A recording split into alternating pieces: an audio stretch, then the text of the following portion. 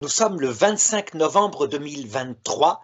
Je me présente, je m'appelle Arnaud Dumouche et si j'ouvre la chaîne de l'Institut Docteur Angélique au père Michel Viaud qui est là et à Johan Picard qui sont là, c'est d'abord avec une précision au tout début.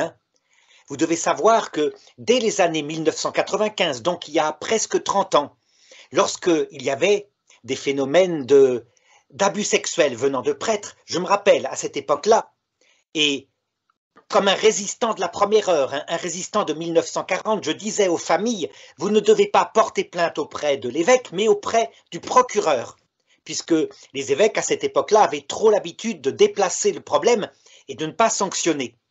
Donc, comme résistant de 1940, je dirais que si maintenant j'ouvre la chaîne à des personnes qui vont critiquer absolument précisément le rapport Sauvé, le rapport donc de la SIAZ, c'est parce que j'ai eu l'impression que tout d'un coup, comme en 1945, on avait des résistants de 1945 qui se mettaient à tondre les femmes, vraiment. Ça veut dire à passer d'un extrême à l'autre en se frappant la poitrine sur la génération précédente, avec, comme on en parlera, des suicides de prêtres, etc. Donc, d'abord, le père Michel Viaud qui est là. Mon père, vous voulez bien vous présenter? Oui, eh bien, écoutez, je suis né en 1944. Voilà, comme disait mon évêque, je ne suis pas un perdreau de l'année. Et j'ai commencé d'abord en étant un pasteur de l'église luthérienne en France. J'ai été ordonné pasteur le 5 mai 1968. Et puis, bien qu'ayant été baptisé catholique, mais enfin, je ne vais pas vous raconter ma vie, mais enfin, j'ai quand même passé un certain temps dans le protestantisme et j'ai passé ma maîtrise en théologie en particulier à la faculté libre de théologie protestante de Paris. Et ensuite, j'ai suivi des cours à l'école des hautes études, section des sciences religieuses. Il y avait des reconnaissances d'équivalence, donc pour avoir ma maîtrise en théologie. Je suis resté au service de l'église luthérienne très longtemps, puisque j'ai même été président du consistoire luthérien de Paris en 1981, évêque en 1996, on disait inspecteur ecclésiastique, mais voyant que l'église luthérienne choisissait, ce qui est une voie comme une autre, mais enfin, ce n'était pas la mienne,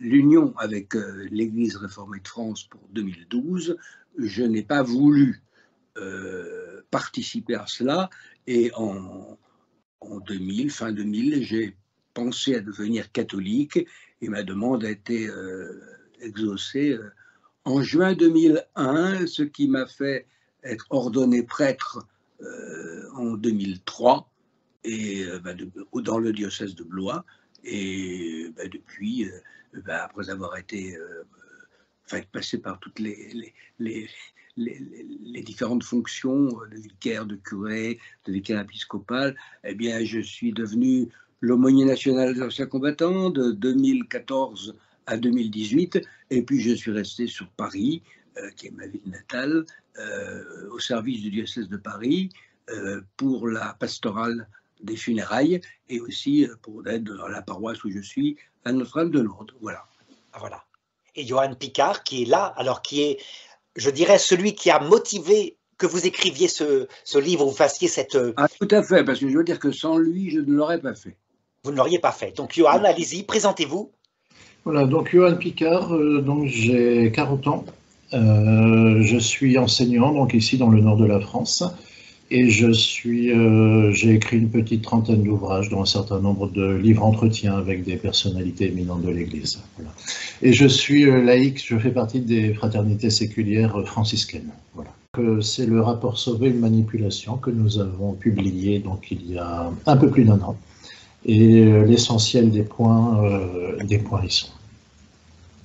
Ce qui vous a motivé et ce que d'ailleurs vous avez provoqué chez le père Viaud qui a vraiment eu un impact, ça a été d'abord cette critique, on peut le dire, du rapport de la SIAZ qui a été inauguré par Jean-Marc Sauvé à la demande de la conférence épiscopale de France et qui a prétendu à un moment donné qu'il y avait un nombre absolument incroyable de prêtres pédophiles ou d'abus sexuels. C'est un peu ça. Oui. Alors oui, et donc d'autant oui. Alors bon, les chiffres qu'il a sortis, 330 000, qui ont fait le tour du monde, que nous avons évidemment réinterrogé. Nous avons réinterrogé l'ensemble de ce qui s'est passé autour de la commission Sauvé. Et je souhaiterais le dire aussi, c'est que nous étions au début plein d'a priori positifs sur M. Sauvé, sur cette commission et sur cette décision de l'Église. Oui, personnellement, j'étais heureux qu'enfin la conférence épiscopale, enfin quand je dis enfin, c'est pas un reproche, hein, parce que c'était très difficile, d'ailleurs nous en avons la preuve, de trouver une commission vraiment indépendante qui puisse faire une enquête pareille. Et j'étais heureux qu'on déclenche cette enquête, parce que j'avoue, j'en avais un peu assez d'entendre périodiquement telle ou telle affaire qui sortait et qui jetait quand même un horrible discrédit sur beaucoup de mes confrères qui font un admirable travail pour la grande majorité d'entre eux. Et au moment où nous avons des difficultés pour les vocations, j'avoue que tout ça était inquiétant. Alors, j'ai vraiment été heureux de la création de cette commission, mais il y a tout de même une chose qui m'a effrayé, c'est l'ampleur, enfin, le nombre d'années sur lesquelles il prétendait enquêter. C'est-à-dire qu'il voulait partir, en fait, de 2020 à 1950. Donc, ça couvrait une très longue période. Et pour moi, ça avait, si vous voulez, il y avait deux écueils. C'est que fatalement, pour ce qui était le plus ancien, c'est-à-dire des années 50, 60, 70, on n'aurait pas de dossier, on n'aurait pas les papiers nécessaires, donc il faudrait faire des extrapolations. Et puis, surtout, et ça je crois que le pape François l'a dit en descendant d'un avion ou lors d'un de ses voyages en avion, que la mentalité de la société, pas seulement de l'Église, hein, mais de la société, dans les années 60, par exemple, que j'ai bien connu quand même, j'ai des souvenirs, parce que je suis né en 44, c'est pour ça que j'ai tenu à le rappeler, n'était pas du tout la même vis-à-vis de la pédophilie que dans les années 90-95. Toutes les institutions, que ce soit l'Église ou l'Éducation nationale ou les clubs sportifs, enfin tout ce qui pouvait être touché par cela, on avait tendance, même plus que tendance, puisque c'était unanime aussi bien chez les responsables des institutions que chez les parents des enfants abusés, à faire silence là-dessus, estimant que la publicité pouvait être traumatisante, et encore plus une plainte portée, une enquête policière, passage devant le juge. Et donc, l'idée générale, c'était que pour le bien des enfants, il fallait enterrer les affaires, voilà, en gros. Ce qui était une erreur, hein, on le signale bien. Ce qui était une erreur, bien entendu. C'est comme ça que la société fonctionnait dans tous les milieux. Oui, mais c'est comme ça qu'elle fonctionnait. Ça, c'est un point indiscutable, absolument indiscutable. Bon. Donc, si vous voulez, je peux vous citer les paroles exactes du pape. Oui, allez-y. Il a dit quand on l'a interrogé sur la Chiasan, c'était une question sur le rapport Sauvé exactement. Alors, il a dit, je le cite, « Quand on fait ce genre d'études, nous devons être attentifs à l'interprétation que l'on en fait. Quand on le fait sur un temps si long, il y a le risque de confondre la façon de comprendre les problèmes d'il y a 70 ans avec celle d'aujourd'hui. Je veux dire simplement ceci, par principe, une situation doit toujours être interprétée avec l'herméneutique de l'époque, pas de la nôtre. » Oui, voilà la dernière parole publique que le pape a prononcée sur le rapport Sauvé. Et je vous dis que j'ai connu cette période parce que mon père étant dans l'enseignement, ayant des responsabilités importantes dans l'éducation nationale, c'est bien comme ça que, à la demande des parents, à qui on proposait toujours de porter plainte, à la demande des parents, il n'en était pas question. Et alors l'erreur aussi qui était faite du côté de l'Église, parce que je crois qu'on était mal informé sur les ressorts de la pédophilie, c'est qu'on déplaçait les gens alors qu'il aurait fallu les renvoyer tout simplement et se passer de leur service. Et ça, c'est une erreur, mais qui était partagée aussi par toute la société, car du côté des professeurs ou du côté des éducateurs, eh bien, on les changeait de place aussi. Voilà. Donc, en cela, quelque part, le mot qui a fait tant de bruit, le mot systémique, et qui a fait le tour du monde et qui est réutilisé un peu naïvement partout, s'il faut l'appliquer, il faut l'appliquer à l'ensemble de la société, pas à l'Église elle-même, parce que c'est tout un système de société qui fonctionnait de la sorte. Ce n'est pas l'Église. Et une époque précise. C'est pour ça que je comprends tout à fait que Monsieur Moulin-Beaufort, par exemple, ait employé ce mot, mais je suis persuadé qu'il l'a fait pour désigner une époque, mais qu'en aucun cas cela pouvait désigner l'Église catholique romaine dans ses structures, parce que cela voudrait dire qu'elle n'est pas sainte, alors qu'elle est confessée ainsi dans le credo de Nicée, Constantinople, d'une part, et que d'autre part, notre Seigneur Jésus-Christ aurait institué une association de malfaiteurs. Oui. Voilà. Tout à fait.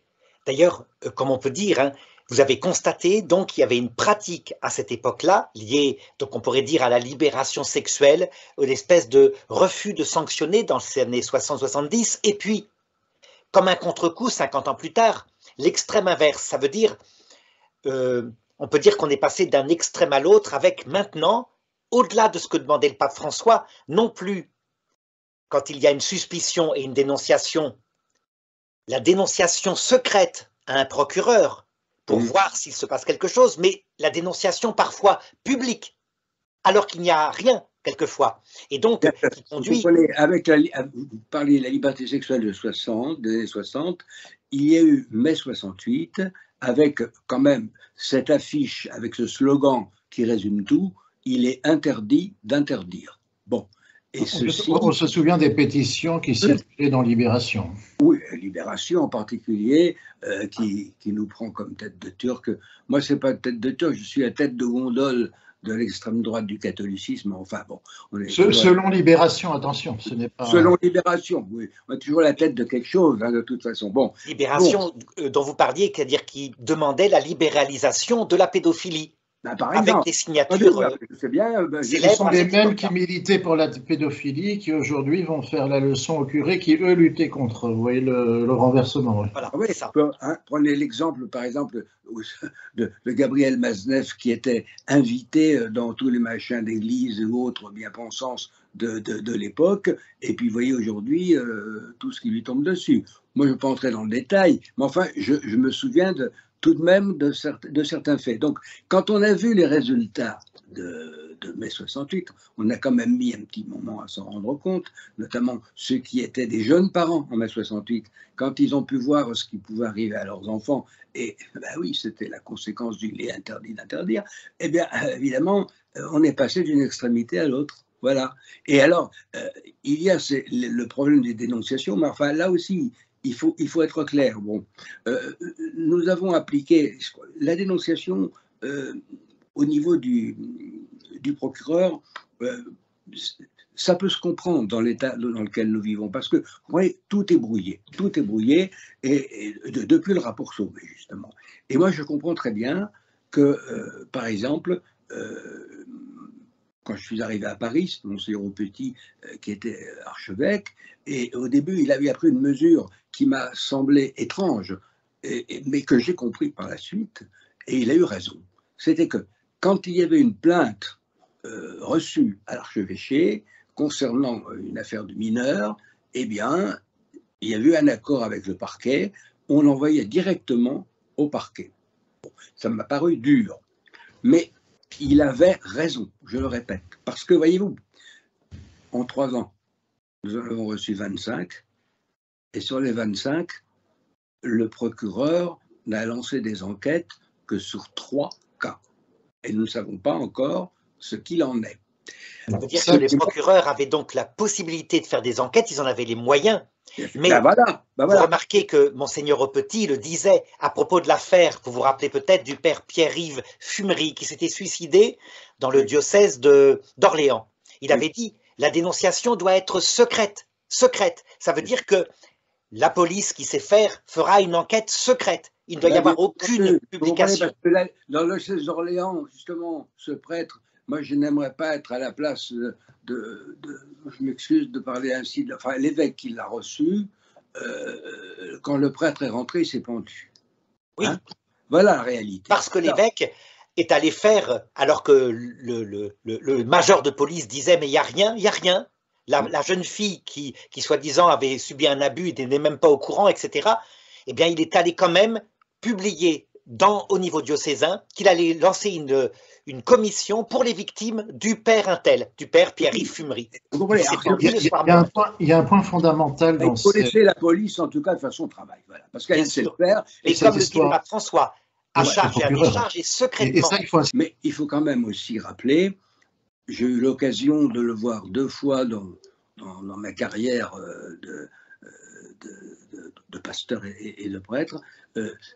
Il faut quand même dire et rendre hommage à la police des jeunes et aux magistrats qui sont spécialisés vis-à-vis des jeunes, justement pour la manière dont ils travaillent, qui est une manière extrêmement sérieuse. Et personnellement, moi j'aurais beaucoup plus confiance dans les investigations de cette police ou de cette justice laïque que dans je ne sais quel machin ecclésiastique, pardonnez-moi l'expression, mais là je me sens devenir un peu anticlérical, voyez-vous. Non mais parce que chacun son métier, je suis d'accord mon père, étant donné que la justice ecclésiastique n'a plus de personnel, n'a pas le moyen pour investiguer. Vous êtes d'accord? Tandis que la police de l'État a les moyens, non seulement avec un droit qui est moderne, à charge et à décharge, ça veut dire qu'elle ne va pas prendre a priori une accusation ou une dénonciation comme étant un fait. Ce que malheureusement on a eu trop tendance à faire, en particulier dans le rapport Sauvé, mais aussi avec Véronique Margron. Bien sûr. Alors, simplement à ce niveau-là, sur les accusations un petit peu rapides, un point intéressant, ça vient de sortir en Espagne. Bon, il y a un équivalent du rapport Sauvé qui est sorti en Espagne, et un groupe de laïcs catholiques s'est amusé, mais dans une bonne intention, envoyer un témoignage canular pour voir le degré de sérieux dans la vérification et dans le contrôle des témoignages. Ils ont simplement envoyé un mail anonyme et sans aucune vérification. Ce mail est passé dans le journal El País. Le témoignage est passé dans le journal El País. Il a été mis en avant par la commission, donc qui s'appelle la commission Gabilondo. Et donc ça montre simplement que n'importe qui peut témoigner n'importe quoi de manière anonyme. Et ça y est, ça fait le tour des médias. C'est un canular qui vient d'être révélé actuellement en Espagne. Voilà, ce qui montre bien qu'on n'est pas dans un phénomène de justice, on a été dans un phénomène passionnel. Avant, on innocentait presque tout, enfin c'était souvent une habitude, et maintenant, la moindre, même suspicion possible qu'il y ait quelque chose, égale culpabilité. Ah bon, on est présumé coupable. Exactement. Ouais, présumé coupable. Ce qui est d'ailleurs terrible, puisque vous vous rappelez peut-être, quand Ségolène Royal, à un moment donné, au moment de l'affaire Dutroux, donc en 1995, a commencé à dire « Dès qu'il y aura une dénonciation, un professeur sera suspendu ». Et il y a eu quelques suicides de professeurs. Dans les 3 mois, elle a changé, elle a compris. En un instant, elle a dit « Non, on ne va plus faire comme ça. On fera une enquête effectivement discrète ».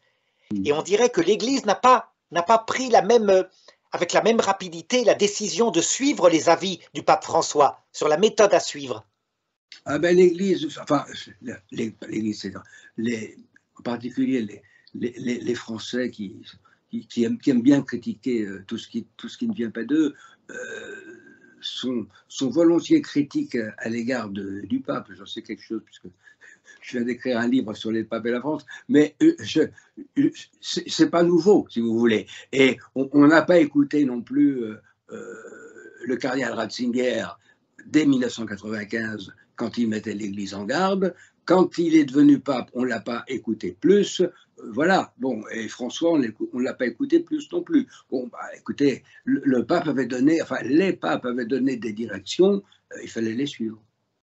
Alors, sur l'absence de prudence, justement, dans la réception des témoignages, ce serait intéressant, il me semble que vous en avez parlé dans quelques-unes de vos vidéos, Monsieur Dumouche, de parler du cas, justement, des supposés pères incestueux jusque dans les années 90, où l'enfant il suffisait d'une accusation d'inceste de la mère pour que l'enfant soit immédiatement confié à la mère et le père perdait tout droit sur l'enfant. C'est un classique des divorces, ça. Ça a été une pratique assez universel par certaines femmes qui, ayant compris que quand il y avait divorce et qu'elles voulaient garder la garde de l'enfant, il suffisait de pratiquer cela. Le temps que l'enquête arrive, au bout de 3 ans, l'enfant avait été monté contre le père, il ne voulait plus retourner chez son père, qui était présumé être un monstre. Pour arrêter cette technique, qu'est-ce qu'a fait le procureur de l'époque et tous les procureurs? Ils ont décidé que quand il y aurait accusation de pédophilie venant de la mère contre le père, c'est en général comme ça, l'enfant ne serait pas confié à la mère, mais serait placé dans une famille d'accueil. Les accusations ont tombé de 90%. C'est-à-dire, n'est resté que les accusations qui étaient réelles, au point que la mère disait « je préfère perdre la garde de mon enfant 1 an, mais je veux le sauver de ce monstre ». Là, voilà, ça montre les choses. Voilà, on ne peut pas renier que dans les accusations, il faut savoir faire le tri. Absolument. Et qu'une femme n'est pas a priori une petite colombe avec des ailes blanches, mais qu'une femme peut mentir. Ça peut arriver. Il peut y avoir des accusations par anticléricalisme contre des prêtres aussi. Et donc, on doit faire toujours une enquête à charge et à décharge. Je voudrais interroger M. Picard parce que vous avez travaillé particulièrement pour ce qui vous concernait les biais méthodologiques du rapport Sauvé. Et je crois que là-dessus, vous avez beaucoup de choses à dire, donc on vous laisse parler. Oui, alors on pourrait prendre ne serait-ce simplement que, on pourrait parler d'un certain nombre en particulier, la responsable de l'INSERM, qui avait déjà écrit par le passé des tribunes dans certains grands journaux français contre le pape en personne en disant que le pape faisait s'attaquer à l'avortement pour couvrir le fait qu'il n'ose pas parler des abus sexuels, donc il surenchère en attaquant l'avortement. Enfin, elle a tout un CV radicalement proche des milieux les plus extrémistes de gauche. Nathalie Bajos, pour ne pas la nommer. Et quel rôle elle avait dans le rapport Sauvé? Elle était responsable de l'INSERM, qui était un petit peu la commission dans la commission, donc celle qui a fourni les chiffres et les statistiques qui ont fait le tour du monde et l'essentiel des témoignages. Tous les témoignages, il y a eu quelques témoignages en audition publique, mais l'essentiel des témoignages de victimes, elles ont été fournis par l'équipe de l'INSERM, donc qui est composée de Nathalie Bajos, donc qui a eu des positions politiques, idéologiques pro-IVG, radicalement de gauche, anticléricaux, s'est beaucoup intéressée aux études de genre, aux questions du mariage pour tous et toutes ces choses-là. Elle a, à ses côtés, il y avait Jocelyn Tricou, qui a écrit un ouvrage qui s'appelait, qui explique que les prêtres, en fait, le sacerdoce n'est qu'une. Alors, il faudrait retrouver le nom de cet ouvrage. Des soutanes et des prêtres, c'est pas ça? C'est ça, les soutanes et les prêtres. Oui, c'est bien ça. Donc c'est un ancien moine devenu homosexuel et qui s'amuse à raconter que la vocation au sacerdoce, alors je schématise à l'extrême, hein, mais n'est qu'une manière d'échapper à sa propre homosexualité, à ses conflits sexuels. Donc deuxième personne de l'INSERM. Troisième personne, Julie Ancien, qui alors, est encore pire que les autres parce que c'est vraiment tout ce qui se fait de pire au niveau des positions extrémistes anticatholiques, aussi bien en particulier sur les questions éthiques. Rappelons le commentaire qu'avait fait M. Paul de Vels de cette... donc il est membre de l'Académie des sciences et de l'Institut de France, donc une personnalité mondialement reconnue en statistique. En voyant le tableau statistique de la Chiese, il a tiré la sonnette d'alarme et il a écrit d'ailleurs dans la préface de notre ouvrage, j'ai été surpris je le cite, j'ai été surpris par la multitude d'approximations et d'erreurs méthodologiques présentes dans ce sondage et en ai tiré la conclusion qu'il manquait de crédibilité. Dixit, Monsieur de Vels, membre de l'Académie des sciences. C'est-à-dire qu'on le voit bien d'ailleurs, hein, actuellement, puisque soi-disant il y a 350 000 victimes par ces méthodes-là. Pour l'indemnisation, me semble-t-il, il serait arrivé 1000 demandes. Bon. Maintenant, on en est à 2000. Alors, je vais revenir sur les demandes, mais je veux simplement repérer un élément qui fait totalement s'effondrer le tableau statistique de la Chiese. C'est que ce tableau statistique indique que 21% des personnes qui ont déclaré avoir été abusées par un membre de l'Église a déclaré avoir porté plainte devant la justice civile. Ce qui aurait dû amener la Chias, donc il devrait y avoir donc 21% de 330 000, il devrait y avoir à peu près 45 000 plaintes dans les archives de la justice civile. Est-ce que vous avez une idée du nombre de plaintes qui ont été trouvées, de plaintes réelles, pas des plaintes projetées et fantasmées, des plaintes réelles contre des prêtres dans la justice civile? Non, aucune idée. 413. Oui. Moins de 1% des plaintes qui auraient dû être présentes si le tableau avait été exact ont été réellement trouvées dans la justice civile. Donc c'est une anomalie statistique énorme qui malheureusement n'a pas été suffisamment relevée. Pour ce qui est des 2000 dont vous parlez, je rappelle ce qui s'est passé, c'est que, étant donné qu'il n'y avait pas assez de demandes d'indemnisation, puisque on voulait rembourser, on a fait un appel en disant qu'il y aurait de l'argent, au point que des prêtres ont commencé à dire « mais qu'est-ce que c'est que cette méthode où on promet de l'argent si on demande de l'argent ?» Donc, oui, alors ça aussi, c'est un énorme problème, d'autant plus qu'on connaît par exemple dans le cas de la justice américaine, où la justice a été totalement pervertie dès qu'il a été question de monnayer les choses, puisqu'il y a eu des quantités de fausses accusations qui se sont multipliées, vu que ça rapportait d'accuser quelqu'un. Et le fait qu'il y ait 2000 personnes sur 330 000 estimées, c'est quand même très curieux. Alors pour justifier ça, l'équipe de la SIAZ ou de la commission d'indemnisation s'embourbe dans des explications extrêmement vaseuses qui ne tiennent pas la route, mais avec toute la publicité qui est faite autour de ces promesses de remboursement, encore dernièrement, j'avais un ami qui me disait au téléphone que 30 ans après, les anciens du lycée, d'un bon lycée catholique où il avait été, recevaient des appels à témoignage, enfin pour demander de témoigner. Tiens, vous soupçonnez pas tel ou tel prêtre d'avoir fait ça ou ça. Donc il y a une publicité énorme qui est faite. Tout le monde aujourd'hui est au courant que la commission rémunère généreusement les personnes qui déclarent avoir été abusées, et malgré ça, il n'y en a que 2000 qui ont été trouvées. C'est une incohérence statistique majeure également. Tout à fait. C'est très significative. Hein. Tout à fait. On peut comprendre parfaitement que quelques personnes, par pudeur ou se disent « j'en veux pas de leur argent », ça peut arriver. Mais ce n'est pas de la proportion de 2000 à 330 000. Là, il y a un énorme problème de crédibilité du chiffre initial. Voilà, sans compter que, évidemment, quand l'offre de rémunération a été redonnée, c'est là où d'autres plaintes sont arrivées. Comme l'avait dit, vous vous rappelez peut-être ce curé enragé sur Internet, un curé qui fait des vidéos et qui disait « mais cette méthode va aboutir à ça ». Il le disait, il ne fait plus de vidéos maintenant, mais on peut la retrouver facilement. Oui, et comme vous le dites, les 2000, ce sont des plaintes de gens qui estiment, enfin qui déclarent avoir été abusés, mais on ne sait rien de la vérité des faits. Et oui, tout à fait. Malheureusement. Voilà. Alors j'ajouterais évidemment les accusations systématiquement crues comme parole d'évangile contre des prêtres morts, des prêtres qu'on ne peut pas vérifier, où il y a parfois simplement une accusation, ou parfois contre des prêtres qui ont eu un rôle important. Je pensais à celui qui tenait l'aide à l'église en détresse, le père Werenfried von Straten, où à un moment donné, on voit bien sur sa page Facebook, bien peut-être que finalement la plainte n'a pas abouti, mais il était d'extrême droite. Puis on se rend compte que il n'était pas finalement d'extrême droite, mais il aurait été misogyne. Enfin, il y avait quelque chose qui était de l'ordre, on peut le dire, des procès cadavériques, sauf que les procès cadavériques vers l'an 1000, quand on a jugé des papes morts par leurs successeurs, le pape mort avait un avocat. C'est très curieux. Qui parlait pour lui, le pape Formose.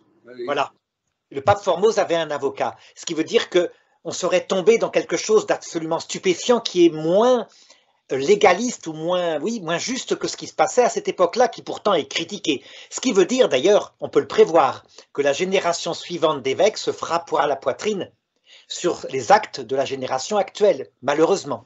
Exactement, mais malheureusement, comme vous l'avez souligné à juste titre, il n'y a aucun discernement, et la caricature, donc une personne comme Véronique Margron qui balance tout ce qui bouge et qui ne vérifie rien. Et personnellement, alors évidemment je ne vais pas le citer, mais je connais un prêtre, on l'a fait chanter en lui disant si tu remplis pas telle ou telle condition, je vais aller raconter que tu as abusé de moi. Heureusement, ce prêtre n'a pas cédé. Mais vous voyez jusqu'où ça peut aller. Dans cette chasse aux sorcières délirante. On a eu le cas analogue, hein, vous connaissez peut-être le cas du père, comment il s'appelle, je vais retrouver son nom, attendez, voilà, Philippe Dockwiller à Lyon, Oui. qui, ayant aidé une femme en instance de divorce, le mari a prétendu, pour se débarrasser de ce prêtre, qu'il avait couché avec son fils, le fils a nié, mais entre-temps, le père Philippe Dockwiller, innocenté complètement, avait eu une campagne de presse par le journal La Croix, et il s'est suicidé. Oui. C'est un jeune dominicain, hein. Donc il y a quelque chose là, on voit bien où La Croix, justement, parlez-moi de La Croix, ce journal qui est en pointe, hein, au niveau de lancer des rumeurs pour accompagner peut-être Véronique Macron. Il avait commencé avec le capitaine Dreyfus, déjà, vous savez, La Croix. C'était le journal qui s'intitulait le plus antisémite de France en 1898, mené par les pères assomptionnistes. Et c'est lui qui a lancé toute l'affaire Dreyfus, enfin l'anti-dreyfusisme. Il a placé l'Église catholique finalement du côté des anti-dreyfusards, et certainement que c'est une des causes de la séparation de l'Église et de l'État. En tout cas, de l'anticléricalisme beaucoup plus virulent à partir de cette affaire. Et la Croix continue effectivement sur cette, avec Madame de Golemin qu'a cité Johan Picard. Elle a joué un rôle important, et dans les affaires de Lyon, je trouve, enfin moi j'ai un peu honte pour elle vis-à-vis du cardinal Barbara. Je trouve que d'autant plus qu'elle avoue dans son ouvrage, dans l'ouvrage qu'elle a écrit sur le sujet, qu'elle s'en est souvenue vaguement, mais que sa mémoire était extrêmement confuse quand elle a commencé à essayer de se souvenir du temps où elle avait connu Barbarin. Enfin, ses souvenirs étaient assez confus, et malheureusement elle a développé une théorie tout aussi confuse de responsabilité collective de l'Église. Comme quoi il faut faire absolument attention, hein, et le pape François en parle aussi. Les médias ont un pouvoir extraordinaire, un pouvoir de salir et de casser la réputation d'un prêtre qui lui est absolument nécessaire. Comment voulez-vous qu'un prêtre exerce s'il est réduit par la suspicion? Donc ces campagnes de presse contre des prêtres, alors que quelquefois l'enquête de police a abouti. Je pense aussi à un autre prêtre que je connais qui, lui, le Vatican lui a fait simplement une remarque pour une attitude plus éloignée par rapport à ses directions spirituelles au niveau physique, c'est tout, parce que sans doute qu'il prenait les mains un peu trop. Voilà, pas plus que ça. Malgré tout, la Croix fait une campagne contre ce prêtre. Il y a quelque chose qu'il faut réformer aussi. Vous-même, vous l'avez sûrement vu, mais il y a quelques mois, il vous avait mis dans une espèce de tableau de la nébuleuse du père Philippe. Oui, eh bien, j'en étais très fier. Mais c'est du délire. Mais tout à fait, ça veut dire qu'il y avait comme une espèce de pieuvre. Et là, c'est là qu'on rejoint ce qu'on disait tout à l'heure sur finalement une orientation des attaques contre tout ce qui était dans l'interprétation de Vatican II, dans la ligne des communautés nouvelles. Ça veut dire dans une ligne plutôt proche de Jean-Paul II, de Paul VI, du pape Benoît XVI. Donc une ligne assez traditionnelle, mais certainement pas intégriste. Oui, tout à fait, exactement, plutôt, voilà. Alors pour vous dire aussi, bon, ça en dit long sur les biais idéologiques, alors là je reviens directement sur la commission Sauvé, un archevêque émérite m'a raconté, alors je ne vais pas le nommer pour ne pas l'impliquer contre sa volonté, mais m'a simplement dit qu'au moment où la Chiaz a été formée, lui qui avait eu à gérer, même au niveau juridique, plusieurs cas de prêtres qui avaient commis des abus dans son diocèse, il a aimablement proposé ses services et son témoignage pour contribuer au travail de la Chiaz. La Chiaz n'a même pas pris la peine de lui répondre du tout. Ah ben je sais qui c'est, je vois qui c'est. Voilà. Je pense que c'est, et je peux le citer moi parce que je n'ai pas de problème, hein, parce que je pense que c'est un évêque que j'aime beaucoup, c'est Monseigneur Quatennose. Est-ce que je me trompe? Je préfère ne pas donner de piste dans ce sens-là. En tout cas, un évêque tout à fait qui s'est beaucoup battu pour les écoles catholiques pour qu'elles retrouvent leur propre esprit. Hein. Bon. Voilà, mais simplement, voilà, ils n'ont même pas voulu l'entendre. Sa proposition aimable et bénévole est restée totalement lettre morte, alors que, par contre, ils ont reçu en grande pompe des figures comme, vous connaissez M. Martel qui a écrit l'ouvrage Sodoma. Oui, qui réduit les prêtres à deux sortes. Ceux qui ont des secrétaires masculins, c'est qu'ils sont homosexuels, et ceux qui ont des secrétaires féminines, c'est qu'ils sont hétérosexuels. Voilà, donc ils ont trouvé son témoignage certainement plus crédible et plus expert que celui d'évêque un peu trop proche de Benoît XVI. Ils ont reçu évidemment Madame Pedotti, enfin on pourrait dresser une liste de toutes les personnes qu'ils ont reçues, c'est vraiment caricatural. Et de la CAS, quelque chose qui est très intéressant, c'est simplement la première audition qui a été rendue publique. Et là, c'est une audition en séance plénière, donc ce n'est pas des victimes, mais c'est des témoins. Donc c'est l'éternelle Madame Isabelle de Golemin.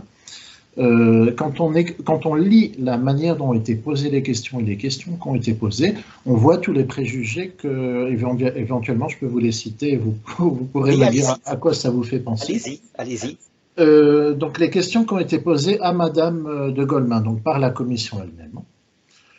La place fait, donc dès le premier jour, au moment où la case est censée être vierge de toute idéologie, la place faite aux femmes dans l'Église n'est-elle pas contraire à l'égalité en dignité de tous les êtres humains, telle qu'elle est proclamée par l'article 1er de la Déclaration universelle des droits de l'homme? Ça commence bien comme neutralité idéologique. Le fonctionnement hiérarchique purement masculin et parfaitement pyramidal de l'Église n'induit-il pas une culture du secret et ne favorise-t-il pas une grande solitude qui peut être facteur de troubles et d'actes délictueux jusqu'à la pédophilie? Quel remède entrevoyez-vous pour éviter que ces abus ne se reproduisent en termes d'exercice de l'autorité, de gouvernance de l'Église, de sélection et de formation des prêtres et de religieux du statut des clercs? Alors, cette obsession de la pureté remonte à l'avant 19e siècle, à la sacralisation de la pureté du prêtre, comme si l'Église aujourd'hui était encore obsédée par la pureté. Si le problème tient au piédestal sur lequel on place le prêtre, on le résoudrait en grande partie en ordonnant des femmes. Pensez-vous que la diabolisation de la sexualité participe à la confusion et au passage à l'acte?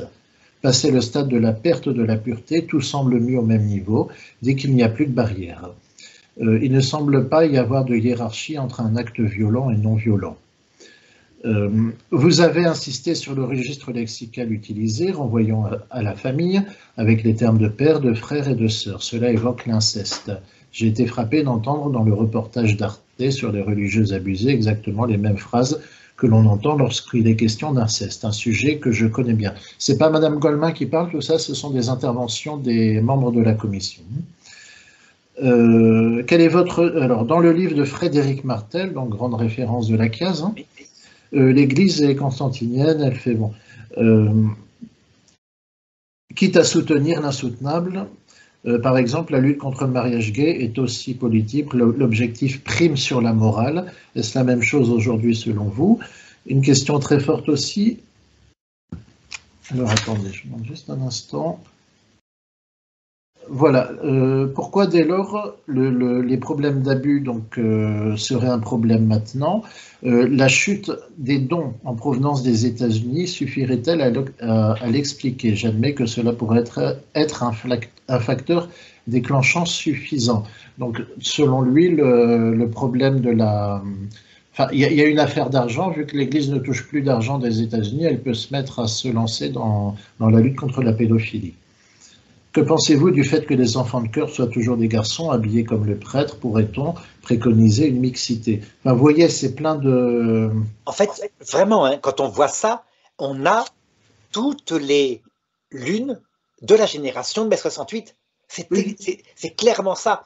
Ça veut dire que c'est idéologique, on le voit bien, c'est idéologique. Et après ça, ils vont encore nous faire croire à une neutralité. Et donc, forcément, tout devient cohérent. Pourquoi s'attaquer particulièrement, par exemple, à la communauté Saint-Jean, dont les chiffres sont donnés, 22 prêtres accusés sur 600 frères en tout, d'accord? Donc les chiffres, si on suit par rapport au rapport de la SIAZ, sont beaucoup moins importants, mais malgré tout, 800 pages de rapport, plus le rapport sur Jean Vanier, etc. Donc encore un rapport de 800 pages. D'autant plus que dans le rapport sur Saint-Jean, il est indiqué, alors il faudrait que je vérifie à quelle page, que la plupart de ce qui est qualifié dans ce rapport d'abus sexuel ne le serait pas dans la justice civile. Civilement, on ne qualifie pas ça d'abus sexuel, mais eux, dans le rapport, ils le précisent, hein, noir sur blanc. Tout à fait, tout à fait.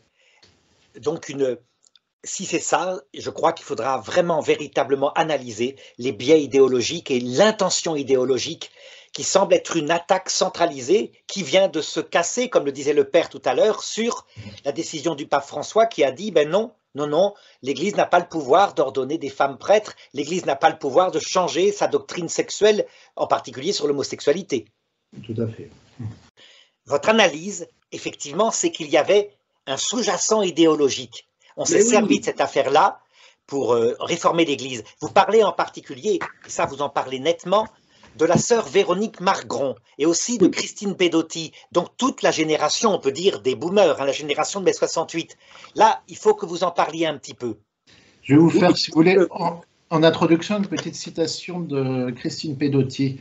Ça donne un petit peu la tonalité. Donc elle parle un petit peu des communautés nouvelles, enfin communautés nouvelles mais fidèles à Rome, donc dans le style de Saint Jean ou de l'Arche, de l'Emmanuel, et également ou des communautés de sensibilité plutôt traditionnelle qui restent cependant fidèles à Rome.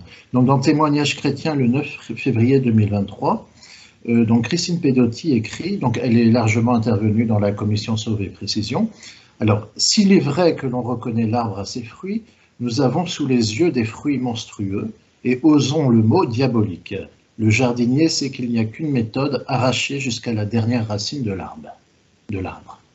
Vous réalisez la tonalité guerrière qu'elle a contre eux? Parce qu'il y a eu quelques abus, elle sort les crocs et elle veut tout casser. Et on a vu, vraiment, je l'ai constaté, effectivement, y compris dans certaines communautés qui ont suivi, un arrachage complet de livrets, d'accord, mais du bon grain. Du bon grain, ça veut dire véritablement, je voyais, vous parliez de la communauté Saint-Jean, où on arrachait même la prière à Marthe Robin. Donc, c'est assez étonnant. Mon père, allez-y. Oui, bah, écoutez, j'ai pu écouter Madame Pedotti quand nous avons célébré en 2012 l'anniversaire de Vatican II. Bon, on voit très bien qu'elle aspire à un Vatican III, parce que pour elle, Vatican II n'est pas allé suffisamment loin. Et elle fait partie, ainsi que d'autres catholiques, en particulier ces femmes du comité de la jupe. Vous savez, ce comité qui a été fait par Madame Pedotti et puis une autre dame qui était candidate pour être archevêchesse de Lyon. Je ne sais plus comment elle s'appelle. Madame Soupa. Pardon, Madame Anne Soupa, oui. Anne Soupa, oui, voilà, Anne Soupa. Voilà. Donc, pour elle, n'est-ce pas, l'ordination féminine, c'est la panacée. C'est ce qui évitera les abus sexuels. Et si on marie les prêtres, c'est pareil. Et ça va dans le sens, d'ailleurs, de ce qu'elle ne cesse de dire, et Madame Margron s'en fait parfaitement l'écho aussi, c'est de désacraliser justement le prêtre.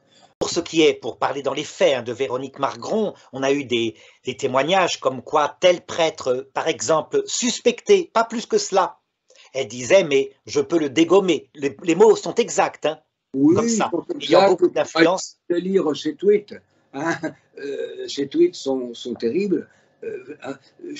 Bon, j'ai dit Madame Margron, parce que je ne peux pas dire la sœur Margron, ou je dirais Madame la présidente de la COREF, c'est-à-dire présidente quand même des religieux et des religieuses de France, qui se permet des tweets extrêmement accusateurs. Et je crois que quand on a le rôle qu'elle a, il faudrait quand même être un peu plus réservé.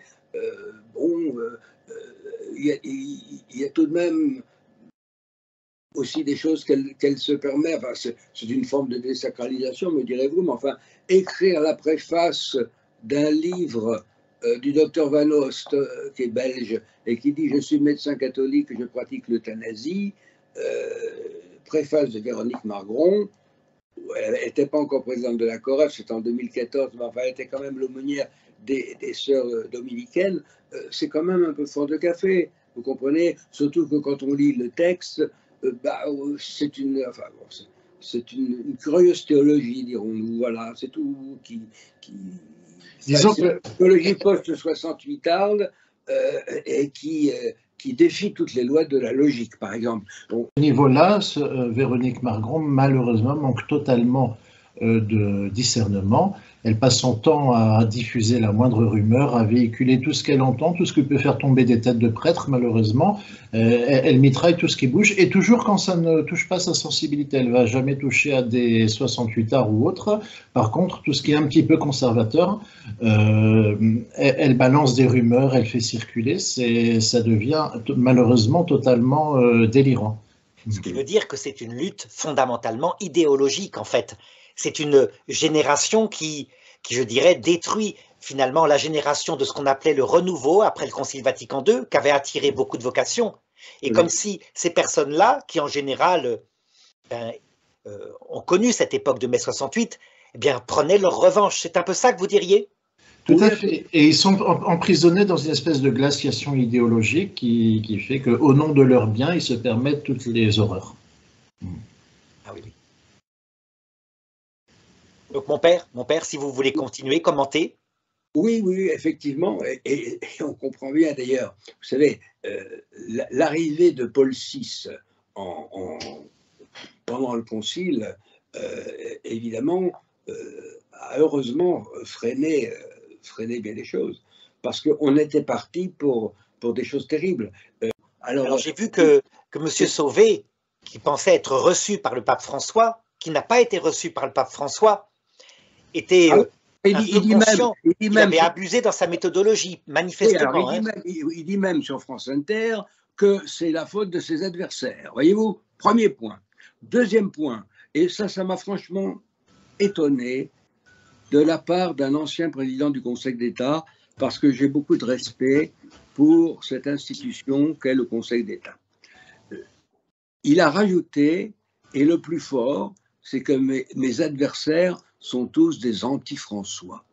Mais vous vous rendez compte de la gravité de ce qu'il dit là, hein? Surtout pour moi, par exemple, parce que ses adversaires, ils sont pas nombreux. Il y a les 8 de l'Académie catholique, et puis il y a Johan Picard et moi-même, ça fait 10 officiels. Tout à fait, tout à fait. Bon, alors nous sommes. Il est allé encore plus loin, il les a traités de Méphistophélès dans une interview, dans un article. Il n'a pas cessé de dénigrer, de calomnier ses adversaires. Oui, moi je n'ai retenu que anti-François, parce que qui me traite de Méphistophélès, on est toujours le diable de quelqu'un, et je m'en fiche. Si je suis le diable de M. Sauvé, c'est dommage pour lui. Il serait mieux de faire attention à d'autres diables qu'il peut avoir autour de lui et qui sont beaucoup plus dangereux que moi. Cela étant, ce qui m'embête, moi, en tant que prêtre catholique, c'est d'être traité d'anti-François, parce que François, c'est mon pape, et je prie pour lui à chaque messe. C'est tout. Voilà. Surtout que, probablement, c'était à cause de la présentation que faisaient les médias de gauche de François, en le présentant comme un pape qui voulait l'horizontalité pure, alors qu'il n'y a pas de pape qui a parlé plus de la Vierge Marie, et du diable aussi. Du diable qui peut attaquer l'Église. Il veut dire qu'il y a une méconnaissance des propos du pape qui fait qu'ils sont surpris quand ils voient qu'il ne veut pas changer la structure de l'Église. Évidemment, on a regardé, puisque cette commission était soi-disant indépendante, oui, mais il faut regarder le CV et les noms des gens qui ont travaillé là-dedans. Alors peut-être avant le CV, il faudrait revenir sur certains points clés du cabinet de conseil, influence et stratégie. Donc, en tout cas, je termine la phrase pour dire simplement que vous en avez les 2 tiers qui sont des anti-catholiques. Point, c'est tout. Et que dans un procès d'assises où on choisit les jurés, eh bien, on en aurait récusé une bonne partie. Voilà. Bon, je vous laisse pas, allez-y, cher ami. Il y aura beaucoup à dire justement sur les tendances idéologiques de la commission, mais simplement un point vraiment central, donc le cabinet de conseil influence et stratégie. Bon, déjà le nom devrait peut-être interroger, mais donc a été donc recruté. C'est eux qui se sont occupés de toute la communication de la CAS. Quelques jours après, donc Clarisse Coufourier, elle s'appelle la directrice, a témoigné devant donc dans une conférence qu'on peut retrouver en quelques clics sur YouTube, que de la manière avec laquelle elle a habilement fait monter la pression médiatique pour arriver à ce coup d'éclat le jour J, et que ces images fassent le tour de France et le tour du monde, donc en diffusant quelques bribes d'informations au fil des mois, au fur et à mesure. Et enfin, elle a donné elle a expliqué vraiment toute une technique très, très habile pour faire monter ça et réussir ce coup d'éclat médiatique. Et cette fameuse mise en scène, il y a d'autres points encore plus graves, c'est que, est-ce qu'on a déjà vu comme vous le disiez, la commission Sauvé, c'est l'Église qui a fait confiance à M. Sauvé pour qu'il forme sa commission, et c'est l'Église qui l'a financé. Bon. Est-ce qu'on a déjà vu une seule fois dans l'histoire une commission vis-à-vis d'une institution qui lui a donné toute sa confiance se comporter de la sorte, c'est-à-dire déballer tout de suite au grand public, appeler tous les journalistes, commencer quasiment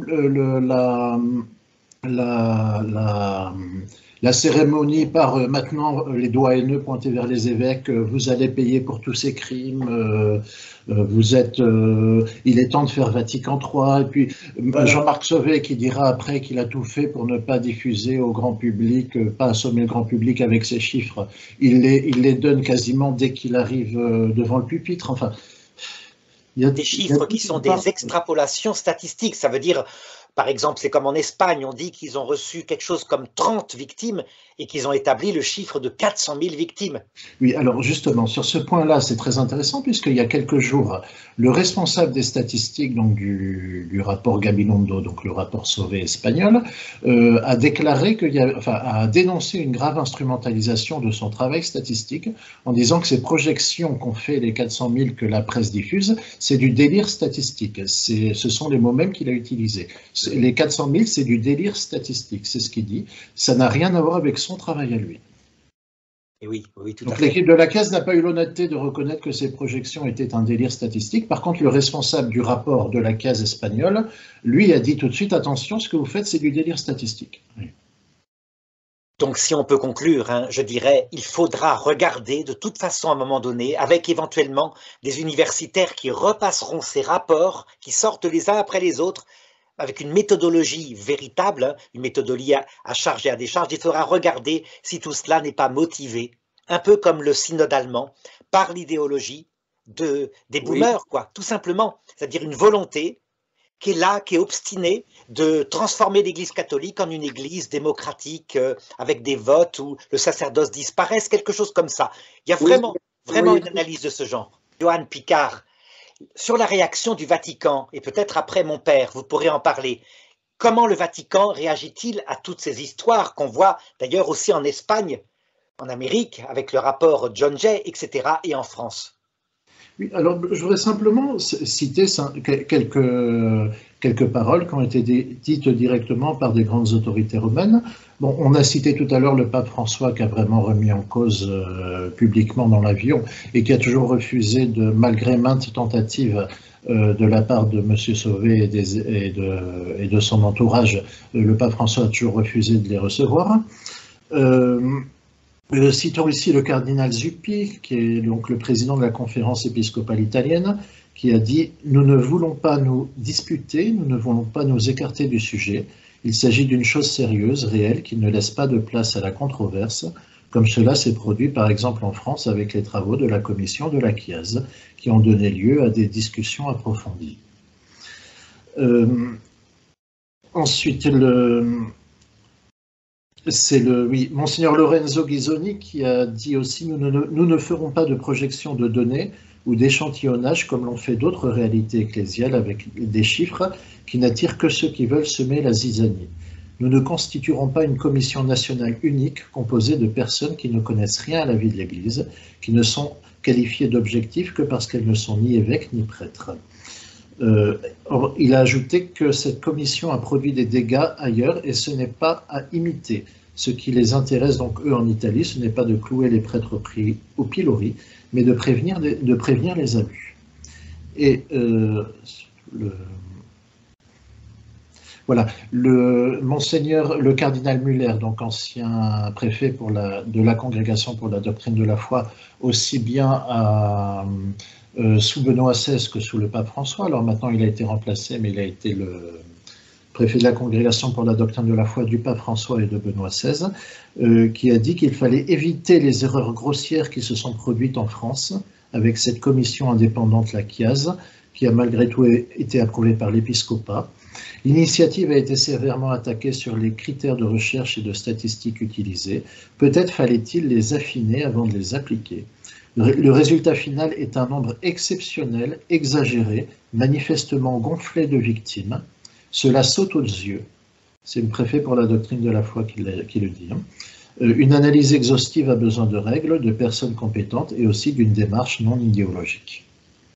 On voit que vraiment il commence à y avoir une prise de conscience, que d'ailleurs, je On ne peut pense, pas plus clair. Hein. la prise de conscience est venue aussi du fait, comme je vous disais, la bête s'est retournée contre les autorités de l'Église. Rappelez-vous le cardinal Pell, le cardinal Ouellet, accusé parce que dans une foule, il avait pris une jeune fille dans ses bras, quoi simplement. Et donc voilà, accusé. Il a mis la main, il a effleuré le bas de son dos, donc c'est devenu une agression sexuelle. Voilà, exactement. Des choses complètement aberrantes qui sont allées vraiment trop loin. Et donc ça a permis à ces évêques de réfléchir, aux autorités de l'Église, de se rendre compte qu'il fallait arrêter la chose, qu'il fallait revenir au droit, quoi, tout simplement. Mon père, vous, qu'est-ce que vous diriez par rapport au Vatican? Vous avez peut-être d'autres choses à ajouter? Je suis très heureux que le cardinal Muller ait pris la parole. C'était un des hommes de confiance du pape Benoît XVI et qui avait été chargé par le pape Benoît XVI de publier ses œuvres, voyez-vous. Donc c'est quelqu'un vraiment de confiance et qui en plus est quelqu'un de modéré, mais de très ferme sur la doctrine catholique. Et le cardinal Muller, je l'ai lu récemment, parle de risque de protestantisation de l'Église, voyez-vous. Donc, ce que je vous disais tout à l'heure, je crois qu'il n'était pas inutile là-dessus, et je crois qu'il a raison, parce que il y a une confusion sur le mot synode, voyez-vous. C'est que chez les protestants, un synode est délibératif, alors que chez les catholiques, il ne peut être que consultatif. Et oui. Toute assemblée dans l'Église catholique, qui est hiérarchique, ne peut être que consultative, ce qui n'est pas le cas du protestantisme. Et cela, il n'est pas étonnant que la plus grave contestation nous vienne d'Allemagne, parce que traditionnellement, c'est toujours l'Allemagne qui s'est opposée le plus gravement au Saint-Siège, et deuxièmement, c'est en Allemagne qu'il y avait quand même la plus forte communauté protestante, et celle qui, sur le plan théologique, avait quand même les armes les plus importantes. Je veux parler des luthériens. Et donc, ce luthéranisme allemand, qui n'est plus celui du XVIe siècle, c'est normal, il a évolué, mais il n'a pas évolué dans le bon sens. Et en grande partie, il a évolué dans un sens plutôt libéral et qui a influencé aussi les évêques allemands. Alors, je crois que cette intervention du Vatican, donc avec le cardinal Muller, a été utile. Et puis, ce qui était très utile aussi, c'est très récemment, je crois que ça date du 23 novembre, la lettre, très récemment, la position du pape et du cardinal Parolin vis-à-vis de la conférence épiscopale allemande pour dire ce qui n'était pas négociable. Alors maintenant, pour le reste, pour la France, bien, vous savez, il faut se souvenir là encore que l'Église est hiérarchique et que les solutions ne peuvent venir que des évêques. Il faut que,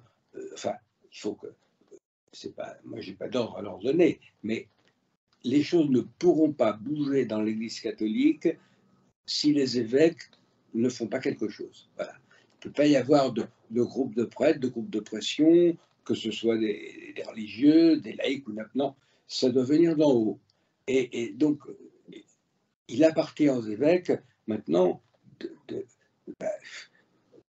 de faire un inventaire de ce qu'est la situation, ou de voir où en est le débat, comment il est en train d'enfler, vers quoi il se dirige, et puis d'en tirer les conclusions qui s'imposent. Et mon père, moi je pense que c'est pas les évêques, c'est un ou tel évêque. Vous voyez, comme disait Platon, le Sénat est bête, alors que chaque sénateur est intelligent.